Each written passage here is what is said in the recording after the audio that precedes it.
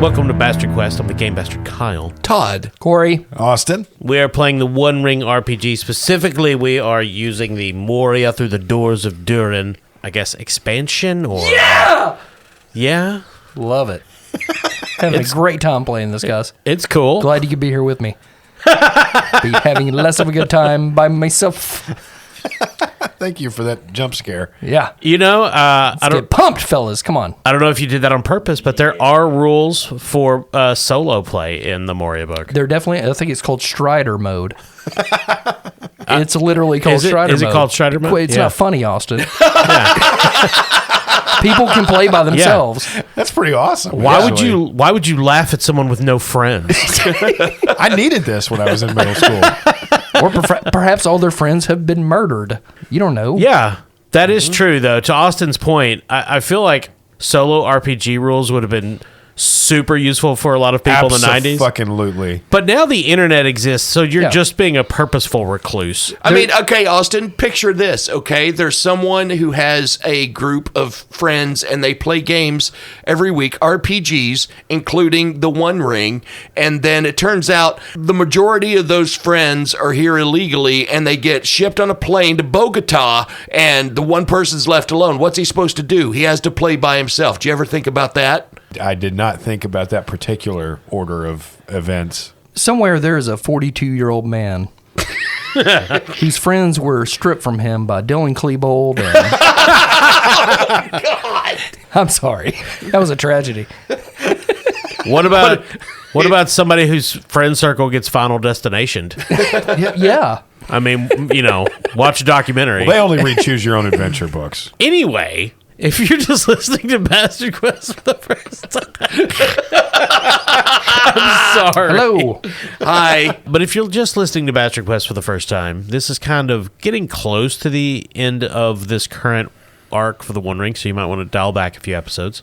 But moving right along, Corey, who are you playing? Playing Easel Hen. He's an elf. Alrighty. He's got problems. He's working through some things via humor. He's decided, know what I need? Hobbit help. Oh. Always, you're at the end of your rope. If you're if you're like looking up to a hobbit. Sure. That's the only reason the dwarfs turned to the Hobbit. Yeah, I've got some like canon in my head about Ezel and why he's with these two. Yeah. Yeah, it's sad. It's a part of a program with steps. It's sad. 2,000 years of trauma is probably a lot to unpack. Well, That's why you put it on the shoulders of someone who's small and slight. crush him with it. So he crushes them. Austin, who are you playing? I'm Zep the dwarf. Yeah, all his trauma's right out there in the open. I mean, he just inflicts trauma on others. He literally has it's scored on our sheets. His trauma. What's your shadow at, Austin? 7. Todd, who are you playing? Bungo Tuk. I'm the aforementioned Hobbit. So we've got a 2,000-year-old elf, a probably at least 60, 70-year-old dwarf, maybe older. Just wanted to let my friend Easel know that the secret to humor is up, dog. Huh? Who's up, dog? Where is up, dog? How is up, dog? The three of you stand in the Hall of the Ringsmiths, a grand chamber, heart of Khazad-dûm, that you have recently found. And this is part of a larger series of chambers that Gandalf called the Lost Citadel of the Ringsmiths. It's certainly definitely safe. So, well, I guess I should ask, do you guys remember what you're here to do? Yes, we're here to locate either the kind of essence of the forge that made this duplicate copy of the Ring of DURIN. Yeah. Or see if we can get the forge out itself. If we can't recover it, then we should destroy it. That is largely accurate. So, at the end of this grand hall, there are 7 stone thrones set on this slight dais, and there's a doorway behind them that leads off into darkness. In the far right corner of the room, there's another corridor, and on the center right, there's a corridor. So, there's 3 main passages that you can see without investigation. So you guys might not know this, but there's 7 chairs over there. This is the chamber where the dwarves were that got the rings from old Lidless. What would you gentlemen like to do?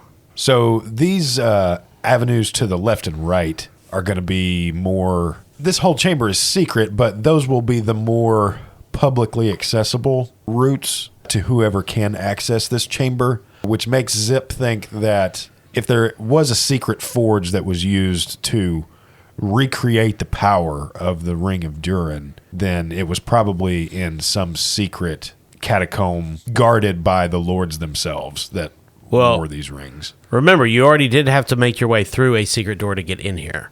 That's what I mean. Like, this is already only accessible to probably those 7 dwarf lords, but Zip has a suspicion that whoever recreated this power may have either acted alone or acted in conspiracy within that group. So Zip wants to check out the chamber behind the thrones. So you advance through this quiet, cold chamber. You climb up on the dais, look through the doorway. You see a long hallway with many offshoots. You smell must. And there is light here from crystal lanterns. You can't see any directly, but you can see the flickering illumination. There are words in Khazad, or whatever the secret language of the dwarves is. For some reason, I want to say Khazad, but I could have just totally made that up. I believe so, because the name of that one virtue for mine for the dwarf battle cry is called Baruch Khazad. Well, yeah, Baruch Khazad means I'm doing dwarf stuff. They just yell it everywhere. Yeah. And it says in the dwarvish language, libraries, etched in the stone on the archway above the entrance here. Well, fellas, maybe I might have been wrong, unless there's a forge hidden behind a bookcase somewhere, which seems unlikely. So, if that's the way to the libraries, we may be able to reference that later if we have trouble finding the forge, but that kind of makes me want to check one of the other passageways. Yeah, if we're just peeking down halls, we can always come back to the library. Yeah. So what about that corridor in the far right corner there? So this is rougher stone. It is hewn from the heart of the mountain itself and not covered like the rest of this area in stone tile work. It's still smooth and superbly fashioned. There's also a great door barring the way forward. No rune saying, hey, here's what this is. Just say this word. No runes. Okay. Do we want to peek down the last hall? I think so. Sure. So it's a short corridor that you can tell leads to a larger interior space. You can see, again, more of this crystal illumination, workbenches, barrels, tools, and many corridors extending from that central room. I see the tools and I see all of these things, and I think perhaps we are on the right track to find the forge. That's what I'm thinking. I'm looking around trying to keep my nose keen for the smell of like hot metal and stuff like that. I know this forge has been dead for like thousands of years, but dwarf stuff. So what are you guys going to do? So if this looks like workstations and things like that, then it might be worth it to check this out before we try to break down this door. All right, so the three of you move into this room. It is a semicircle, the base of which would face the direction you came, and there are, it's like spokes going off of the hub of a wheel. And this is clearly where the ringsmiths did their work. Each small corridor leads to an individual workshop. There's a specific rune above each hall, and Zip believes this would indicate a particular master's personal crafting area. Okay. Kyle, could I make use of the ring again to see if the ring can be further drawn to the source of its power? I mean, you can attempt to do so. What skill are you kind of leaning on here? So I'd like to make a scan action to see if I can spot any sign of interaction between the ring and our surroundings. Okay, sure. Well, can I assist on this using my lore? How do you feel that is relevant? I mean, potentially, I'm open to the idea. I just want to, what's your... I mean, essentially, Ezel's read a ton of books. Okay. Getting him away from that library, that was tough. It's like, oh, let me at him. Oh, ye old tasteless joke book. I must... And you can read a lot of books in 2,000 years. Well, and he's old, so he still knows how to use the Dewey Decimal System. Right, I'm basically just looking out for something that might remind Ezel of something he might have heard that might point him in the right direction. Sure, you can assist. Yeah, that's Okay. fine. Hey, thanks, buddy.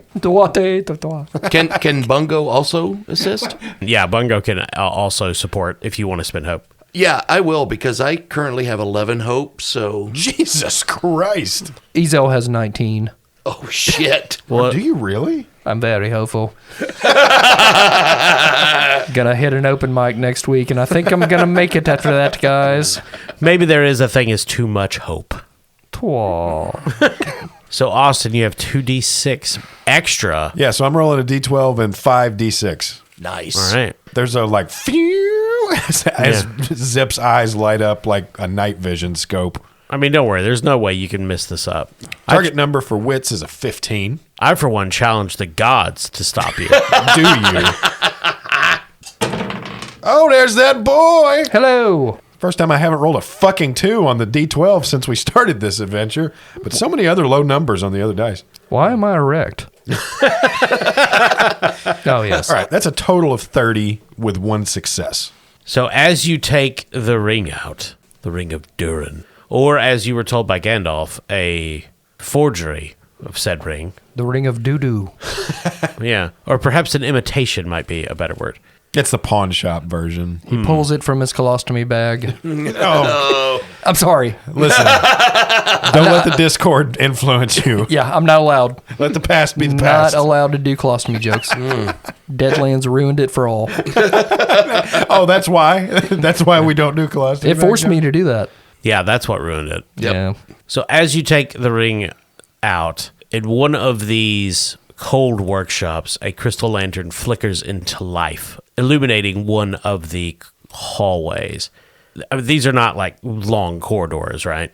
So you can see down it, you can see a corpse slumped over a workbench in robes that were definitely one day great and fine, but are now faded. It is clearly the workspace of a master smith. It looks to Zip's eyes, and as well to Ezel and Bungo, that this dwarven mastersmith died in the midst of their work. In one skeletal hand is clutched a ring, nearly finished, but for 3 rubies, clearly intended to be inset into the ring, glimmering on the bench. Oh, I think I see what's happening here. This is like one of them mini games you run across in an adventure game. Is it now? Everybody stand back. And Zip takes a seat at the bench. He kind of just, he takes the ring out of the skeletal hand. And then he just kind of shoulders the skeleton out of the way and sits down at the bench. Kyle, I'm going to use craft, which I have a skill of 2 in and am favored, to try and complete his work and see what happens. Well, this will require a daunting skill endeavor. Ezel slides on a spare welder's mask he has found and ducks behind Bungo. This is definitely within your skill set according to Zip's own internal feelings.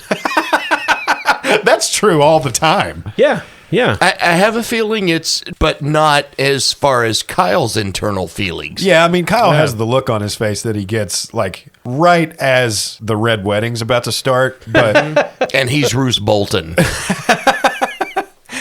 so, Kyle, if this is a daunting action roll, what exactly is that going to mean for me? You need 9 successes, essentially. Jesus Christ. Okay, do we have that many die? No, you can roll multiple times. Okay, so how's that going to work? You just keep rolling until you get it, and nothing bad happens. Okay, so Well, it's similar to in the council where you had to overcome Saruman's resistance. You had to get so many successes on so many number of skill tests. yeah. Yeah, so you need 9 successes to overcome the resistance of this difficulty. Oh, So do we even have 9? I don't even know if I have 9 dice. I'm not sure where you're coming up with we. Okay, well, let's start from the top then. Kyle, in the council phase, we also were able to calculate how many tries we were going to get in order to meet that resistance difficulty. Is there any kind of rule for that here, or do I just get to roll as many times as I want, and the consequences are, I'm sure, worse and worse the more I roll? This is a daunting skill endeavor, so you need at least 9 successes because it's resistance 9, and you can have up to 9 skill tests to attempt to do that. Whew, okay. bad things may happen during, before, after. I mean, I'm sure. Let me just turn to the section on shadow in my main book. All right, Austin, roll your craft. Okay. Let's trust Zip's skill. Okay. So he's got to get 9 successes on this one roll. No. He can have more than one roll. Now I get 9 chances to get 9 successes. Maximum. So I am favored in this, so I'm not going to immediately start off spending hope, but we'll see how the rolls go.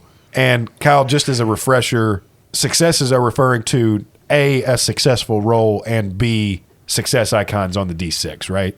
Yeah. Okay. I feel that's pretty generous, but I guess so. Generous or not, is it in the rules? Technically. All right. So target number for strength rolls, which craft is 14. The husk of a corpse clatters onto the stony ground. And like a moth to a flame, Zip the dwarf must sit down and finish this only half-finished piece of smithing. From somewhere deep within MORIA and far away, there's a great shriek that echoes through the stone. Roll your dice. Okay. Zip didn't even hear it. Zip's just hearing the Kenny G music while he sits down to craft something. The fuck was that? All right. Rolling 2d12 and 2d6. So there's a 16, so that's 1 success. What'd you roll on the D12? Well, on the one I'm using, I rolled a 10. Okay, so 1 success. Oh, also, take 1 shadow scar. Jesus Scar? Christ. Yeah, that's a shadow point that doesn't go away until the next Yule. Yeah. All right, that brings my shadow scars up to 2. The crystal lantern flickers, and the light dims, almost imperceptibly. Roll again. Guys, I got a good feeling about this. Ooh, that's just an 11. Ezo subtly puts his hand on Bungo's shoulder and starts leading him backwards out of this hall. Austin, take a shadow scar. Okay. So I'm going to spend a hope. Good idea. I mean, none of this is a good idea, Kyle. I don't know. I feel optimistic. So rolling 2d12 and 3d6 here. This is roll number 3. All right, there's a 15, so that's 1 more success. And another shadow scar. Uh-huh. What is the limit on shadow scars? Why do you assume there's a limit? Just curious. Yeah, you're so optimistic, Todd. All right, 1 more point of hope. There we go. There's a 23 with an extra success. Oh, that's good. Take a shadow scar. Okay. Not even halfway there. Nope. Corey or Todd, which of you would like to roll a die? I'll roll a die. Roll a d12 there, Todd. It's a 10. 2 of you are backing away slowly from Zip as he sought to assemble this last ring, pouring all his focus and will into it, slowly attempting to set the rubies into the right spots, cursing when the old tools around him failed. There's so much rust. It's like the cancer of dwarves. Malicious thoughts fill your heads. This is a foolish attempt. Zip is wasting his time. It'd be better simply to slit his throat and leave him in a dark place. Yeah, it's true. All heroes gain 2 points of shadow. God damn it. However, in this case, you can make a valor roll to attempt to overcome it. It's Okay. not automatic. Okay, I have a 1 in Valor, so I'm rolling a D12 and a D6. I have a 2 in Valor, and I also get a plus 1d when resisting darkness because of Untamable Spirit. I have 1 in Valor, so I will be rolling 1 and 1. My target number is 16. Mine's 18. 13. And I rolled an 18 with 1 success, so 2 overall successes. I got a 14. I rolled a 13 exactly. So if you fail, you take 2 shadow. Fucking shit. If you succeed, you only take 1. It's the first time I've ever had shadow. Minus how many successes we roll? No, you're always going to take a minimum of 1. Oh, okay. Kyle, how does shadow affect our hope?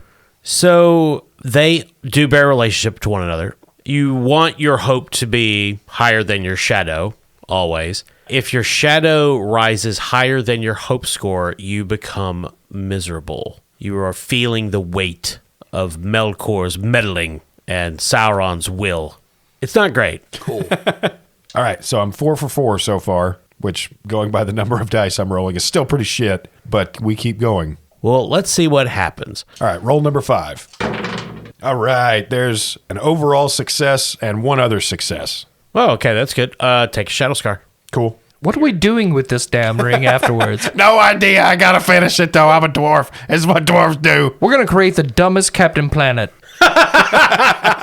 So you're at 6. You're almost there. Theoretically, you could do it with just one more roll. Sure. I mean, I doubt it. Roll number 6. All right. There's another 2 successes. Shadow scar. Roll number 7. And that one's right on the money. I rolled a 14 exactly. That's one more success. So you have completed the last ring. I did it. God damn it. Yeah. Oh, I feel like shit. Zip is ashen. His cheeks are sunken. Had you not watched him assemble this creation in truly mere moments, you would have said he'd spent weeks laboring in the cold dark. So what you have is the last ring, intended to be a weapon against the Balrog. It imbues the wearer with protection against fire and darkness.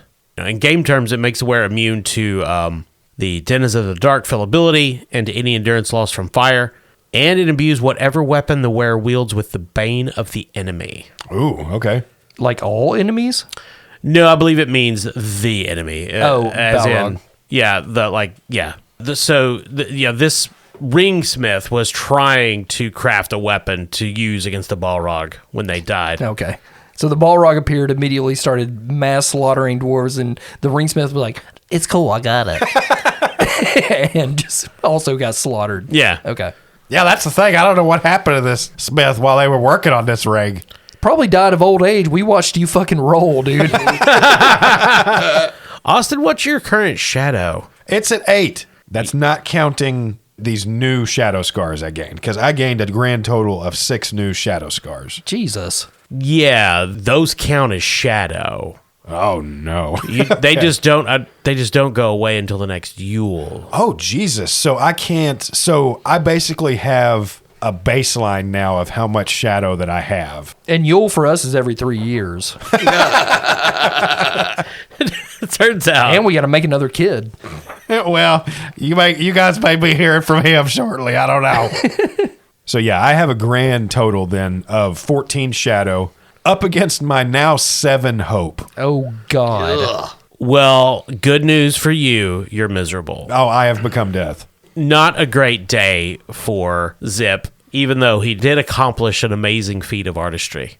So let's remind everybody what effect being miserable actually has. Because just for Bungo, the mere act of being weary got rid of like 3 die outcomes. I did not like being weary. So when you're weary, any of your D6s that show up as a 1, 2, or 3 are just ignored.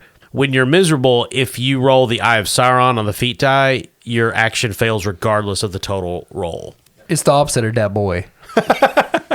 Okay. Yeah, well, it depends on the roll itself, but Sure. essentially you just have a 1 in 12 chance of failing no matter. Yeah. Yes, we could meet Dat Butthead. He bad. So you guys have this powerful weapon. Look at that. Though probably only Zip understand its true importance, speaking to him as it did when he was crafting it. Yeah, what'd you guys do all that whispering to me for? I didn't say a thing. Yeah, you did. You guys were all whispering in my ear all these evil shit while I was trying to put this thing together. All right, what are you guys going to do? Destroy this thing and get the fuck out. Yes. Zip? Yeah. Sick of this shit.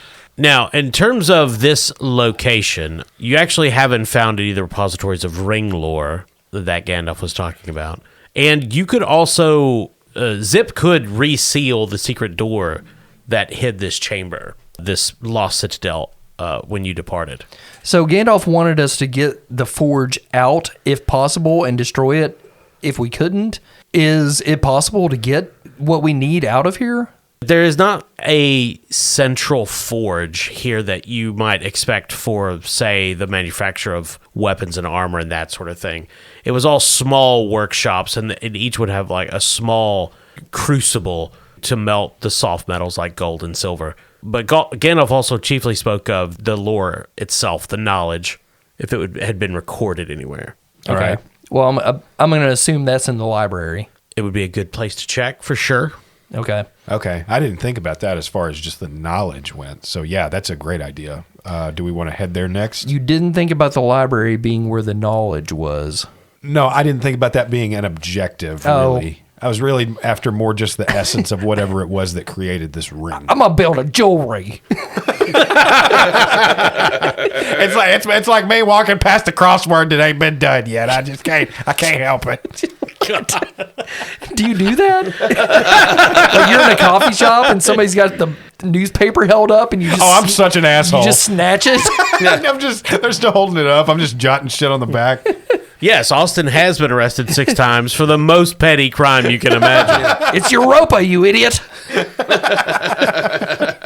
So, are the 3 of you going to return to the library? Yeah, we should check it out. We haven't been in there yet, so we just peeked down the hall. You did.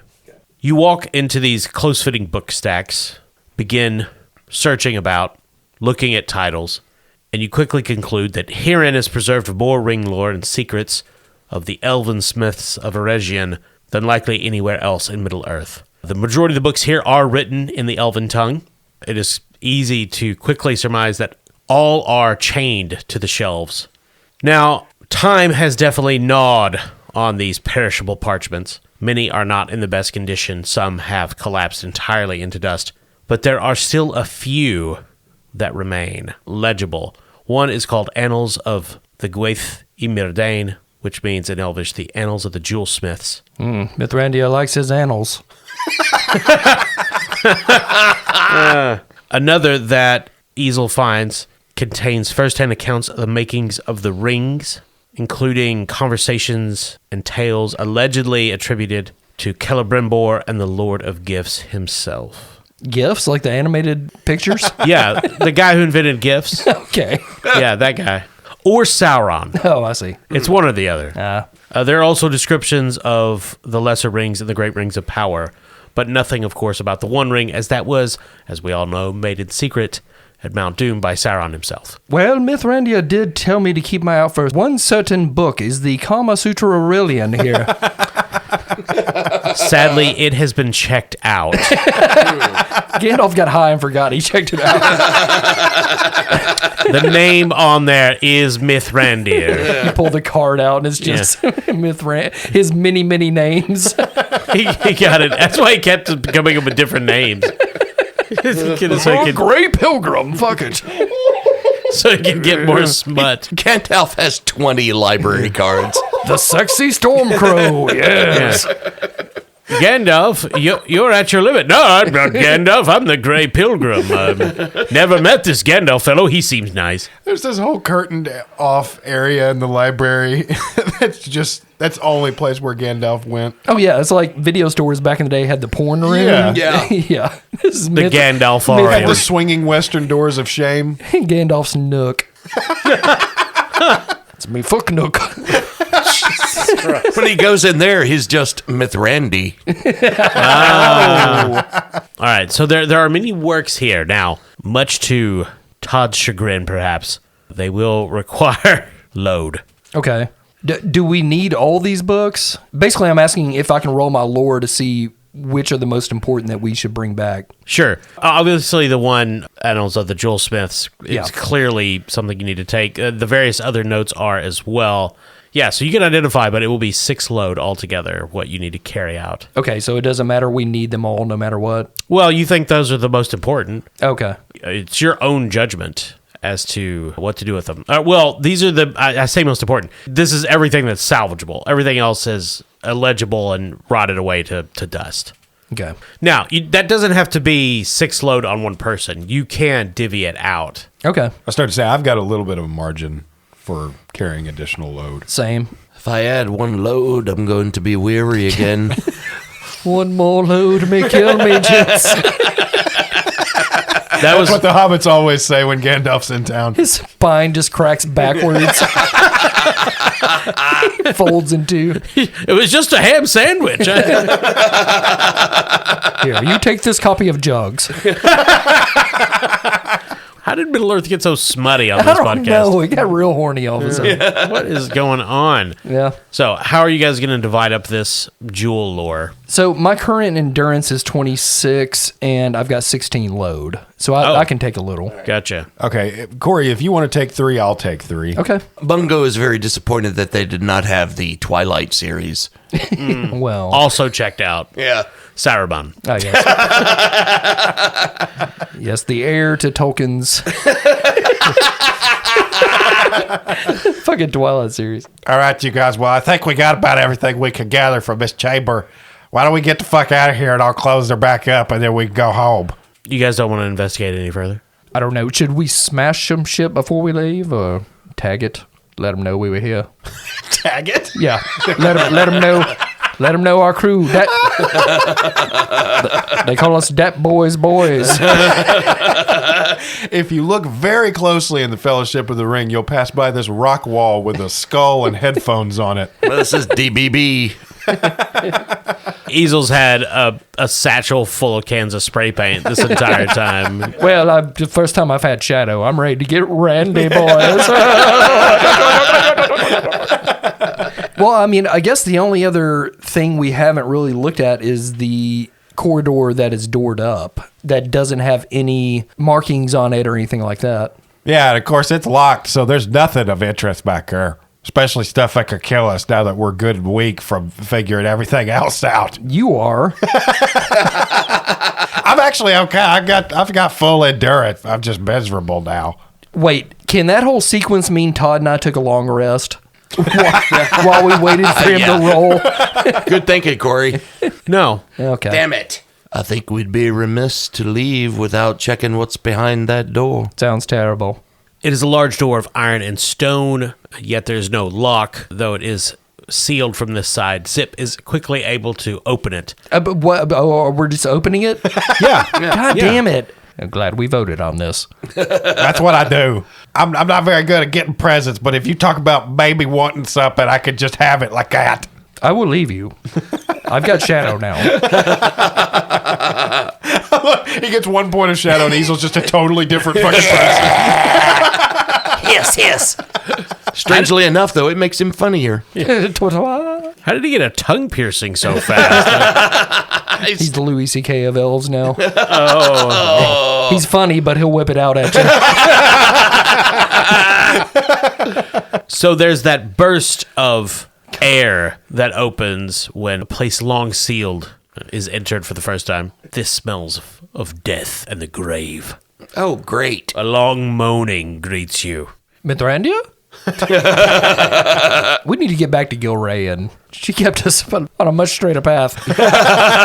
No horniness under her watch. Jeff, doing check. So here you see a long vault, a storeroom that contains raw materials for the making of rings, ingots of precious metal, cut and uncut gemstones, rare oils, powders, and acids for etching and so forth. You also see sealed caskets marked with runes of command. No, Zip. What? He's already poised over one with his mattock. Get back.